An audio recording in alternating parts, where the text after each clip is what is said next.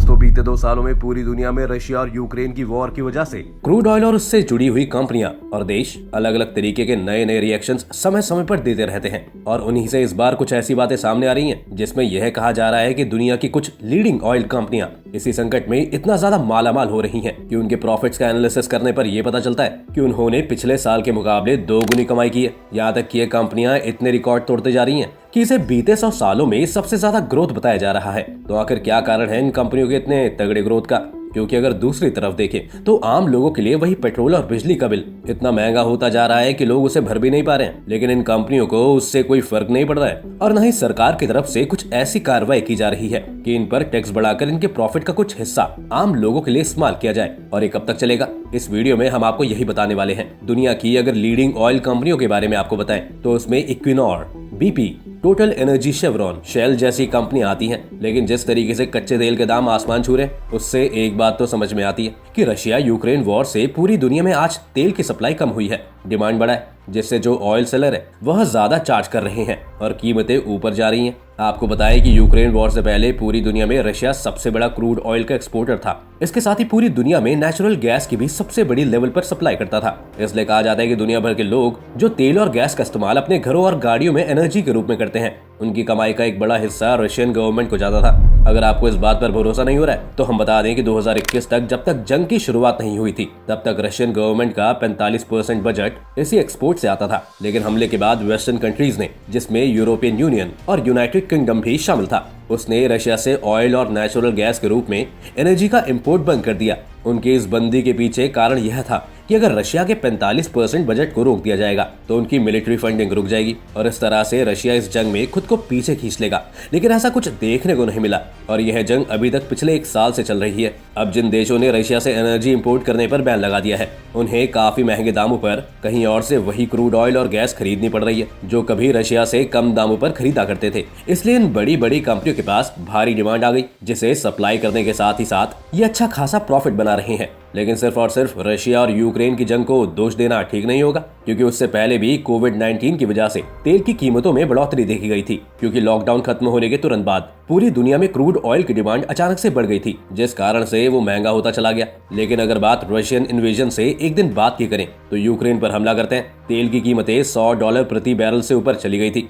और पिछले साल मार्च में उसकी कीमत करीब $127 प्रति बैरल हो गई थी, जो धीरे धीरे जब $85 के आसपास आई तो अचानक से ही नेचुरल गैस के दामों ने तेजी पकड़ी और इन कंपनियों की मोटी कमाई होती रही। आज के समय में अगर आप देखेंगे तो क्रूड ऑयल और नेचुरल गैस पूरी दुनिया में लगभग हर इंसान की मॉडर्न लाइफ की जरूरत है। जहां एक तरफ क्रूड ऑयल से पेट्रोल और डीजल बनाया जाता है तो वहीं नेचुरल गैस से पूरे यूरोप के घरों में गर्म करने और पूरी दुनिया में खाना पकाने के लिए उसका इस्तेमाल होता है। इसके अलावा शॉपिंग से लेकर के बिजली बनाने और इंडस्ट्रियल प्रोसेस में भी इसका इस्तेमाल बड़े पैमाने पर होता है। इसलिए बढ़ते तेल के दाम के साथ ही साथ और भी कई सारी चीजों को महंगा होते हुए हम पिछले कई महीनों में देख रहे हैं। इस महंगाई से इन कंपनियों को कैसे फायदा होता है, आइए जरा उसे समझते हैं। सबसे सिंपल तो यही है कि ये सारी ऑयल कंपनियां पैसे बनाने के लिए और गैस रिजर्व से ड्रिल करके तेल और गैस निकालते हैं। लेकिन यहाँ एक बात समझने वाली ये है कि जिस तरीके से तेल के दाम पूरी दुनिया में घटते और बढ़ते रहते हैं, उससे ऑयल को निकालने में लगने वाले खर्च वेरी नहीं करते और कहीं न कहीं एक फिक्स प्राइस पर ही ऑयल को प्रोड्यूस करते रहते हैं।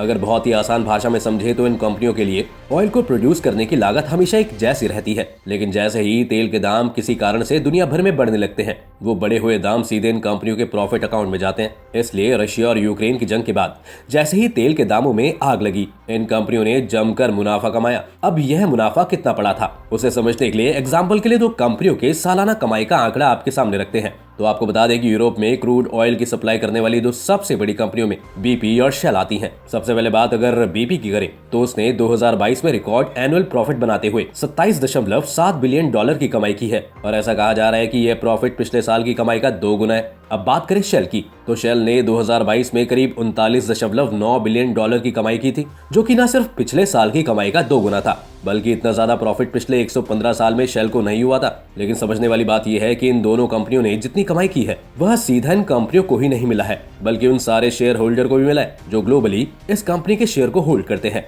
यहाँ पर एक बात समझने वाली ये भी है कि जब तक ये कंपनियां ऐसे ही बिलियन में कमाई करती रहेंगी, पूरी दुनिया के कस्टमर तेल और बिजली के दामों को भरने में स्ट्रगल करते रहेंगे। इसलिए ऐसा कहा जा रहा है कि इन कंपनियों के ऊपर एक्स्ट्रा टैक्स लगाने की कोशिश की जानी चाहिए। लेकिन जिस टैक्स की बात हम कर रहे हैं उसे समझने के लिए हमें यह भी समझना पड़ेगा कि यह कंपनियां ऐसा नहीं है कि वो पूरी दुनिया की सरकारों को टैक्स नहीं भरती, बल्कि ये सारी कंपनियां दुनिया भर की सरकारों को और बिलियंस ऑफ डॉलर्स टैक्स के रूप में देती हैं। बीपी और शेल की बात करें तो ये दोनों ही कंपनियां यूके बेस्ड कंपनियां हैं, लेकिन आपको यह जानकर हैरानी होगी कि यह यूके में रिलेटिवली ऑयल और गैस की सप्लाई कम करती हैं, जबकि पूरी दुनिया में इन्हीं दो चीजों से ये ज्यादा प्रॉफिट कमा रही हैं। टैक्स की बात करें तो शेल ने पिछले साल में करीब 134 मिलियन डॉलर का टैक्स यूके गवर्नमेंट को दिया था, जबकि पूरी दुनिया में उसने करीब 13 बिलियन डॉलर टैक्स के रूप में सरकारों को दिए थे। वहीं बीपी ने 2.2 billion dollar tax UK government को दिया था, जबकि पूरी दुनिया में करीब 15 बिलियन डॉलर टैक्स के रूप में दिए थे। कहीं ना कहीं यह कंपनियां बहुत ही बड़ी मात्रा में टैक्स पे कर रही हैं, लेकिन उसके बावजूद आज कंडीशन ऐसी हो गई है कि इनके प्रॉफिट को रोकना मुश्किल हो गया।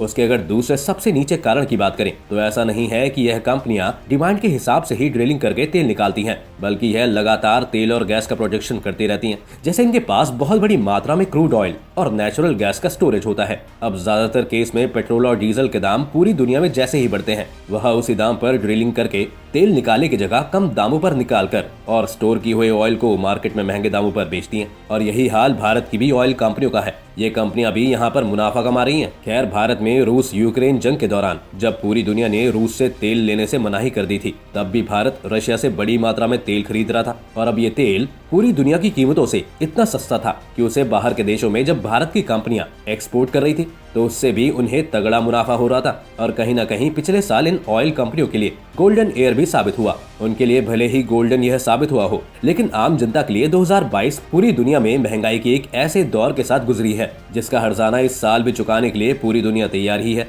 आपको क्या लगता है, क्या आने वाले दिनों में इन कंपनियों के प्रॉफिट से कटौती करके सरकार को उस पैसे का इस्तेमाल आम लोगों के लिए करना चाहिए? आप अपनी राय हमें कमेंट करके बता सकते हैं। साथ ही इस वीडियो को लाइक और शेयर करना ना भूलें और हमारे चैनल को सब्सक्राइब कर लें।